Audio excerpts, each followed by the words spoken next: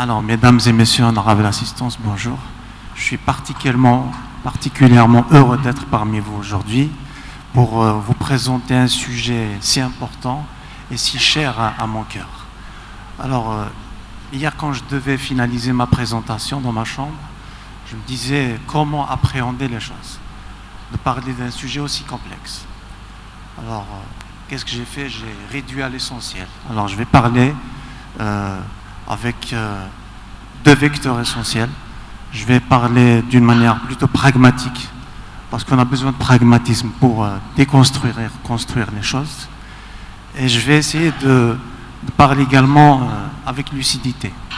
Je vais essayer d'étayer mes propos avec des indicateurs et des chiffres, mais je pense qu'on a besoin de lucidité, on a besoin de vérité.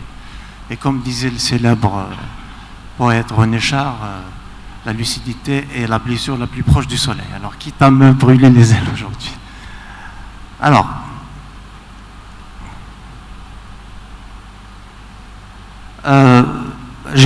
ma présentation, c'est sur 10 diapos. Ne vous inquiétez pas, je ne vais pas trop smooth. Mais essentiellement, on part du principe que je vais faire d'abord un constat.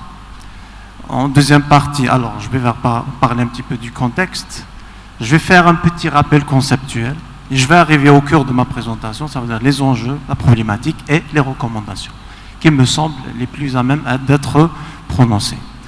Alors, par rapport à la répartition du trafic national, on va parler des ports nécessairement. En 2017, on a fait transiter 120 millions de tonnes de marchandises, hydrocarbures et marchandises générales confondues, dont 42 millions de tonnes de marchandises générales et avec plus de 723 000 passagers. Il y a 10 ports de commerce et 3 ports pétroliers, dont 2 ports mixtes. Le foncier des ports est estimé à plus de 750 hectares. Bien sûr, avec le nouveau port-centre et les travaux également d'extension qui sont en cours de réalisation au niveau du port de Gigel, on va nécessairement porter la capacité de traitement de nos ports. Avec le Hamdania, on est dans une capacité estimée à plus de 26 millions de tonnes. À l'horizon 2025, mes prédécesseurs ont parlé déjà de cette notion de route. Alors, avec les 128 000 kilomètres, dont à peu près 5 700 kilomètres de voies rapides. Pour le rail, on est à peu près 4 500 kilomètres de voies ferrées, dont, si mes chiffres sont corrects, à 324 kilomètres de voies électrifiées. Mais comprenons bien que si je prends à titre indicatif le volume qui a transité en 1980 en Algérie, on était à 61 millions de tonnes, tout type marchandises confondues. Vous voyez, avec 2017, on est à 120 millions. Ça veut dire qu'en l'espace de 37 ans, on a doublé l'activité de transit portuaire. Et là, le cas échéant, il faut parler de cette notion-là de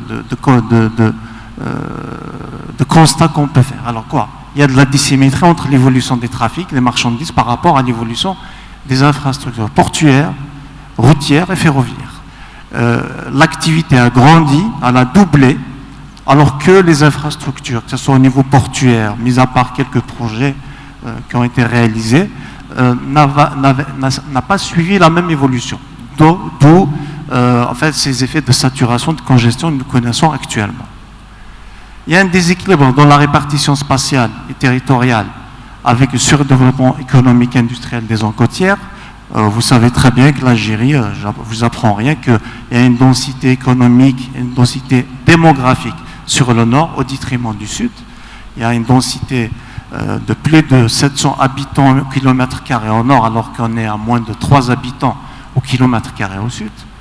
C'est ce qui fait qu'il y a une hyperconcentration des activités au niveau du littoral.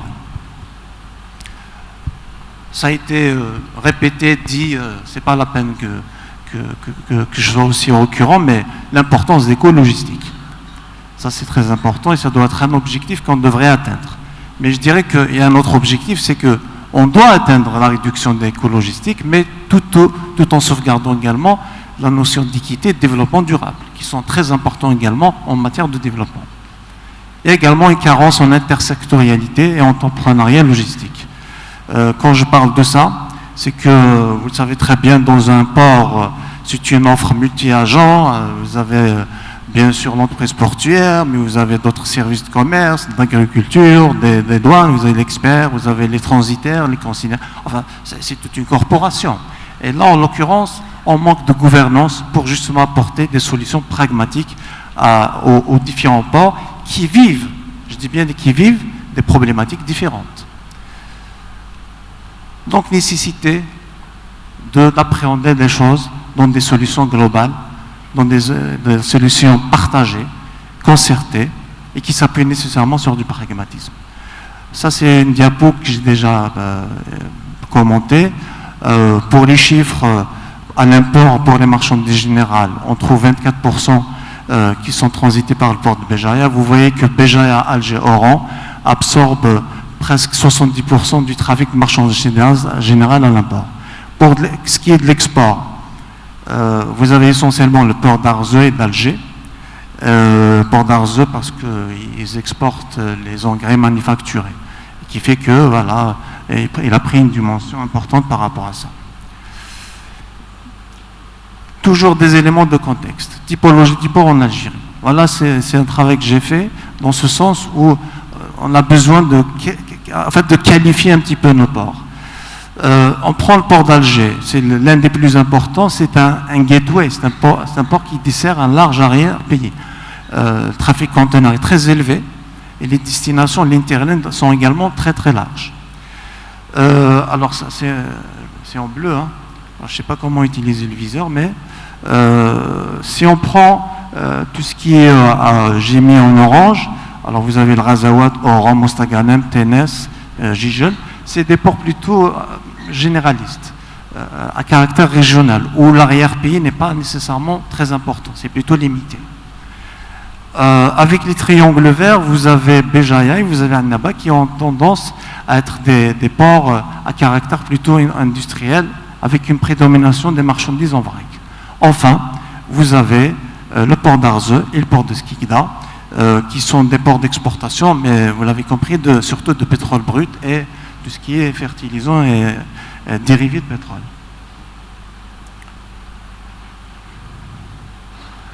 Cette diapo également va dans le sens de ne pas vous donner tarabuster de trop de chiffres, mais si on prend en rétrospective sur environ 20 ans, on peut classer l'évolution des activités au niveau du port de la manière suivante. Alors en légende, vous avez en noir tout ce qui dépasse une évolution annuelle de plus de 30% en termes de moyenne, hein, je dis bien c'est une moyenne d'évolution annuelle.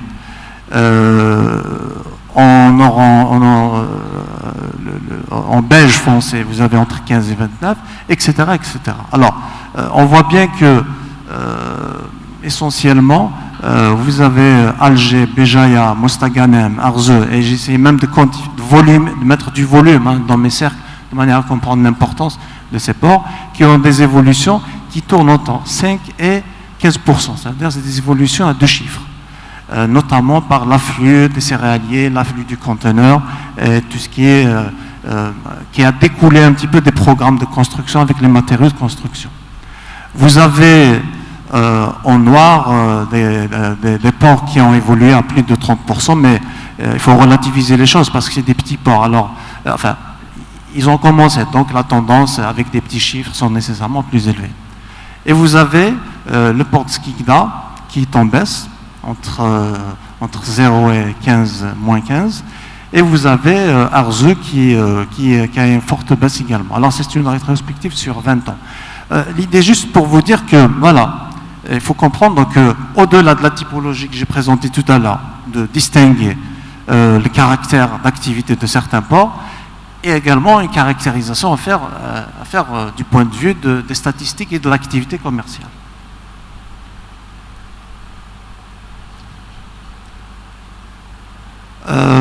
Mon prédécesseur a présenté un peu les choses, alors je ne vais pas revenir un petit peu sur ces aspects-là, mais comprenons bien, voilà, c'est un petit peu mathématique. La thématique, c'est qu'on est dans une logique d'optimisation de la chaîne logistique. On parle de supply chain management. C'est plutôt dans les années 90 hein, qu'on a commencé à prévaloir et à remplacer la notion de chaîne logistique pour parler de chaîne logistique intégrée. Là, en l'occurrence, voilà, vous avez nécessairement un produit qui devra être produit, que ce soit de l'agroalimentaire, que ce soit de l'industriel ou autre. Il doit arriver au point de vente et au point de desservir justement les consommateurs. Il y a toute une chaîne de passage qui devrait être assurée par des métiers logistiques qui, en fait, on s'inscrit tout simplement dans ce qu'on appelle le porte-à-porte, le bout en bout. Mais on parle d'enjeu de la logistique, c'est quoi? C'est ce qu'on appelle le triptyque d'or, hein. C'est la qualité, c'est le délai et c'est le coût. Il faut nécessairement travailler dans ce sens pour réduire les coûts qui se greffent justement au prix de vente finale au consommateur. Il faut parler également de la nécessité de gagner de l'argent en faisant des économies de temps. Le temps, c'est de l'argent. Le temps est une ressource, je dirais, la plus limitée. Hein, d'accord, on ne peut pas la négocier. Et bien sûr, la qualité. La qualité des produits, mais également de la qualité également de tous les services logistiques qui s'y greffent. Ça, c'est important. Alors, il faut faire en sorte, justement, de diminuer les ruptures de charge. Que ce soit au niveau portuaire, qui sont très importantes chez nous. D'ailleurs, les grands armateurs de conteneurs, il faut être honnête, hein, ils appliquent une THC, une taxe de congestion, qui fait que le taux de fret en Algérie est l'un des plus élevés au monde. Caractérisé également par le fait qu'il y a une dissymétrie des échanges à la faveur des importations, qui fait que la plupart des conteneurs repartent vite, à moins de 9% qui sont embarqués, qui sont remplis. Donc, on est dans cette logique-là, de comprendre que on peut créer de la valeur ajoutée. On doit créer de la valeur ajoutée.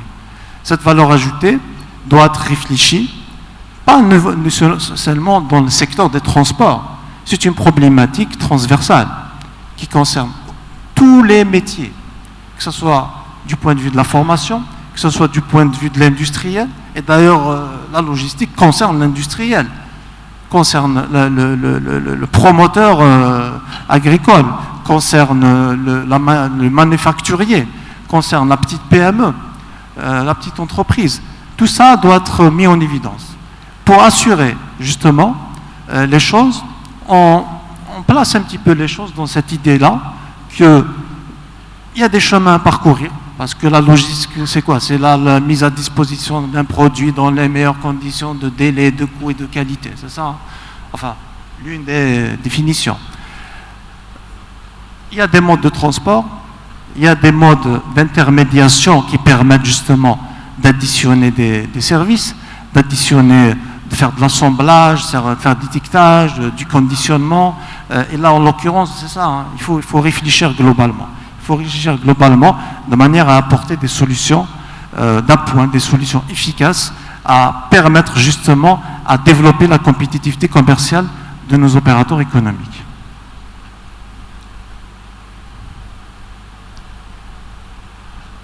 La logistique, c'est un processus intégré. Voilà un maître mot que j'ai utilisé plusieurs fois déjà. L'intégration nécessite justement de polariser toutes les dynamiques.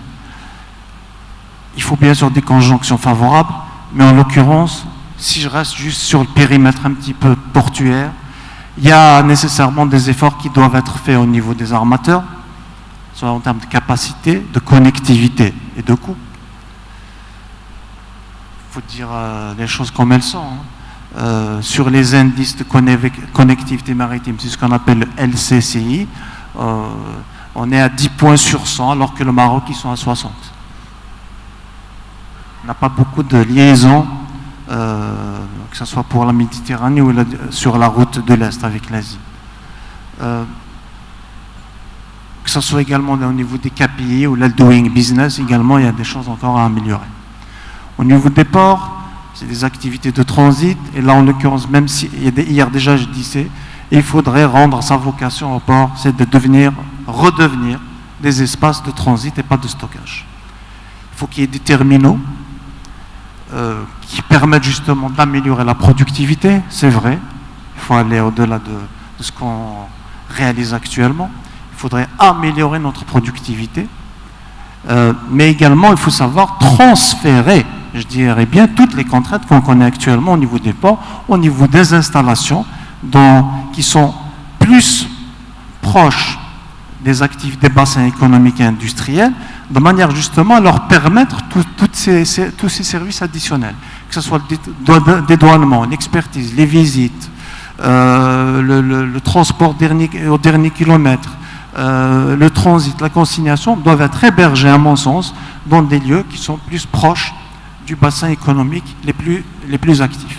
C'est pourquoi, quand on parle de plateforme logistique, il y a nécessairement un travail de mise à niveau qui doit être fait, et on part de ce principe-là qu'une plateforme logistique n'a pas de vie si autour ne gravitent pas justement des industriels, des opérateurs économiques. C'est eux qui font vivre la plateforme logistique. Ce n'est pas le port qui fait vivre une plateforme logistique. Bien sûr, connectivité aussi très importante. Si on n'a pas les conditions de connectivité à des voies rapides, à la voie ferrée, même à l'avion, hein, parce que oui, il y a des plateformes logistiques qui sont connectées à des solutions aériennes, et bien sûr à l'autoroute, il est clair que derrière, on rencontrera toujours les mêmes difficultés que nous rencontrons actuellement au niveau des ports. Voilà un exemple édifiant que j'ai moi-même vécu. On est à peu près 70 km du port d'Anvers, c'est Nike. Vous connaissez tous Nike, rassurez-moi. Nike est une entreprise qui vend des vêtements de sport. Je ne sais pas si vous en avez déjà acheté, mais c'est de grands logisticiens. Je vous disais, on est à 70 km, alors ils ramènent essentiellement leurs produits d'Asie avec un transbordement du port d'Anvers.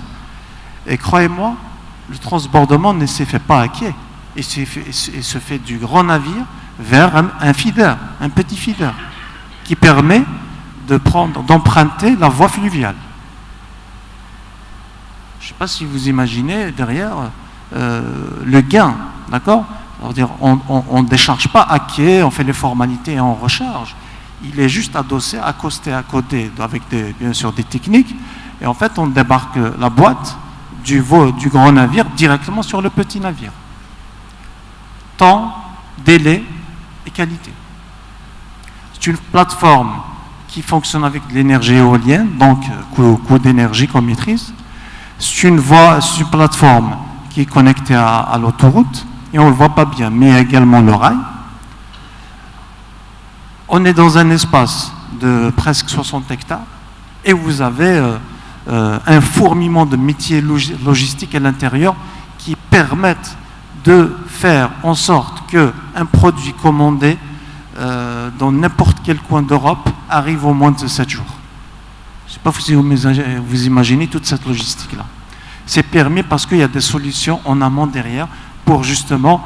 alors, port d'Anvers, il n'y a pas de rade. Hein. La notion de rade n'existe pas au port d'Anvers.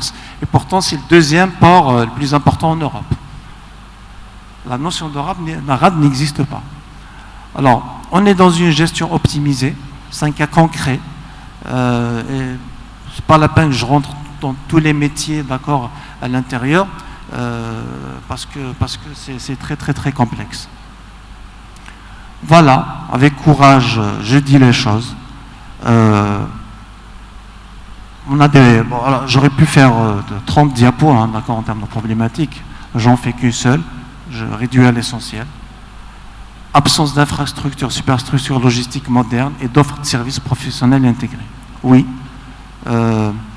L'Algérie surtout a beaucoup dépensé dans les ports pétroliers parce que ça rapporte plus, c'est clair, que dans les ports marchands où il y a peu de spécialisation, dans un caractère plutôt généraliste.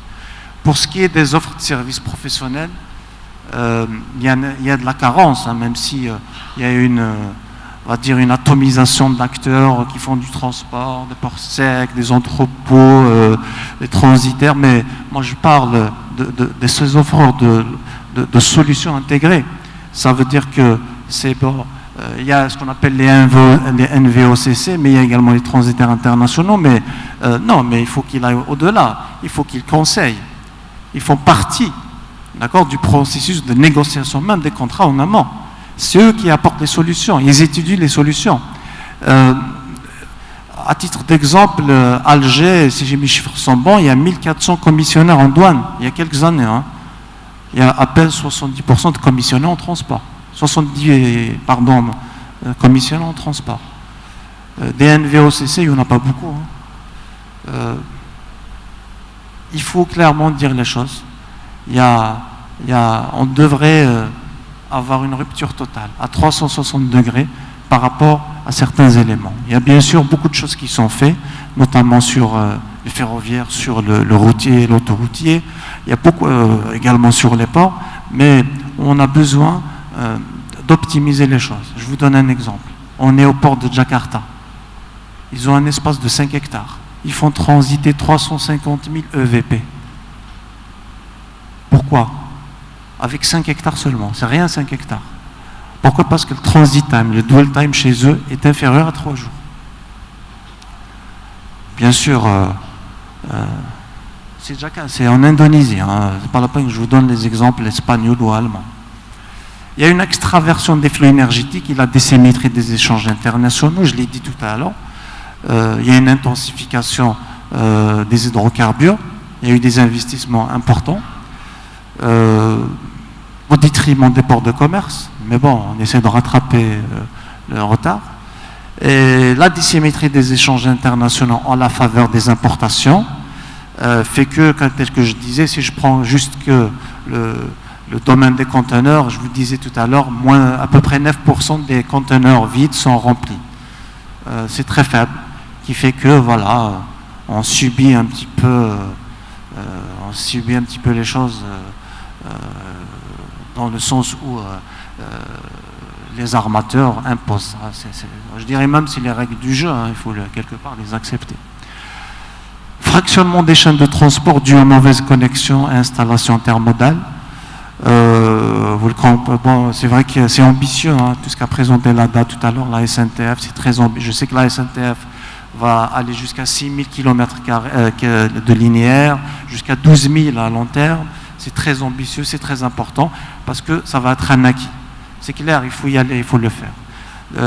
C'est vrai que tous les ports sont connectés au réseau ferré, sauf le port de Ténès. C'est vrai que quasiment tous les ports également sont connectés à l'autoroute Est-Ouest. Il y a quelques encore qui ne sont pas bien connectés. Mais il faut partir de ce principe quand même qu'il y a des ruptures de charge.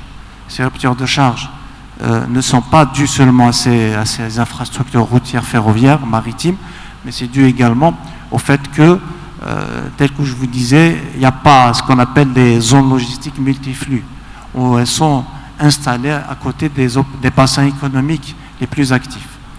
Ce qui fait que ce fractionnement-là crée cette notion-là de rupture de charge et qui coûte de l'argent en termes de surestarie, de THC, de pénalité, etc., etc. Ça a été cité tout à l'heure par le panel du matin, carence en digitalisation des opérations administratives et commerciales. Il est très important d'aller vers ces solutions-là.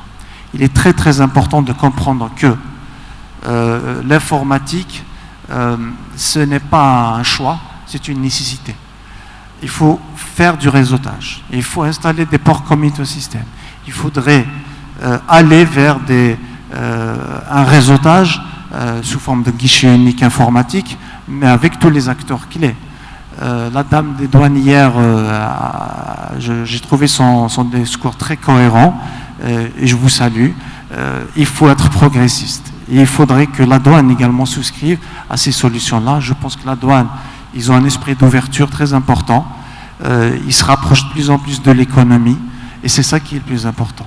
Il faut les aider à ériger les procédures, la réglementation. Et ça ne peut émettre que du besoin de l'opérateur économique que vous êtes ici. Là, je fais l'impasse sur l'ordre des procédures de contrôle aux frontières. Un conteneur à Béjaïa, par exemple, le dwell time est de 16 jours, à Barcelone, il est de 2 jours.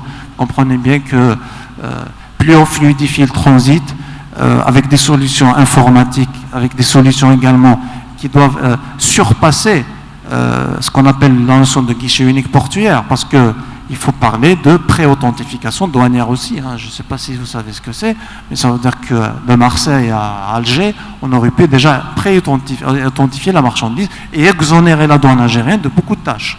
Bien sûr, il y a des protocoles, il y a un travail à faire ici. Il y a également l'atomisation et l'immaturité du secteur du transport routier des marchandises. Ça, apparemment, le parc véhicule lourd, il est de 330 000 à peu près camions, mais on n'a pas de gros opérateurs en la matière, à l'image de certains pays. Il y a beaucoup de politiques qui ont encouragé justement le petit entrepreneur, mais cette atomisation fait qu'il n'y a pas de vis-à-vis, il y a difficulté de négocier et de faire valoir un certain professionnalisme à ce niveau-là. Voilà, j'en arrive à ma dernière diapo.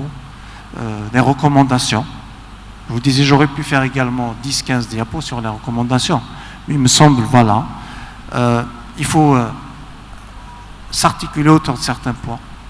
Il faut avoir des infrastructures et structures spécifiques, à l'image de ce que j'appelle les zones logistiques multiflux. Que ce soit à caractère céréalière, agro-commercialisation, logistique de distribution et de sous-traitance, matériaux de construction. Enfin, il faut, bien sûr, dans chaque bassin, on sait très bien, le bassin des hauts plateaux, c'est plutôt l'électronique, il y a des bassins pour la mécanique, il y a des bassins pour d'autres activités. La nécessité de l'implication de la puissance publique, parce qu'elle doit nous accompagner nécessairement, parce que ça apporte de la légitimité, de la crédibilité. Alors, fixer un cadre réglementaire pour éviter le mitage du territoire par des activités logistiques déstructurées. C'est pourquoi il y a nécessité d'adapter bien sûr les réglementations. Et je termine par ce que je disais hier, créer une agence nationale de la logistique qui aura pour vocation de mener, d'orchestrer toutes les réflexions d'implantation, d'aménagement, de prospective réglementaire et d'activité de la logistique d'une manière globale. Un mot de fin. Je vais utiliser encore une citation, vous m'excusez, ça, je ne sais pas, vous la connaissez hein, normalement, parce que je ne savais pas quelle citation utiliser pour terminer, mais Montesquieu disait que l'ennemi, le bien est l'ennemi du bien, le mieux pardon, est l'ennemi du bien. Donc il me semble, hein, d'accord, que faisons déjà bien avant de se perfectionner, soyons pragmatiques, soyons courageux à trouver des solutions d'appoint. Et je vous remercie pour votre attention. Merci. On a 2 minutes pour une question et une réponse. Donc ça sera une question et une réponse. Allez-y. S'il vous plaît, l'hôtesse. Voilà, elle vient de ce côté.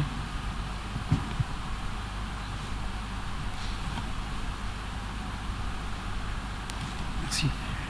Bon, tout d'abord, je tiens à vous remercier et vous féliciter pour la présentation que vous avez faite. J'ai une toute petite question. J'aurais aimé voir la présentation, un exemple vivant qu'on a vécu entre les différents systèmes qu'on a assistés. Quand même, il y a eu un projet de Tixter. J'aimerais bien savoir quel est le retour d'expérience de ce projet qui a commencé par un train chaque 2 jours. Aujourd'hui, on fait 2 trains par jour et on cible 4 trains par jour. Donc, je pense que côté SNTF, on a trouvé nos comptes. Alhamdoulilah, nous sommes en train de faire tourner nos moyens et les rentabiliser.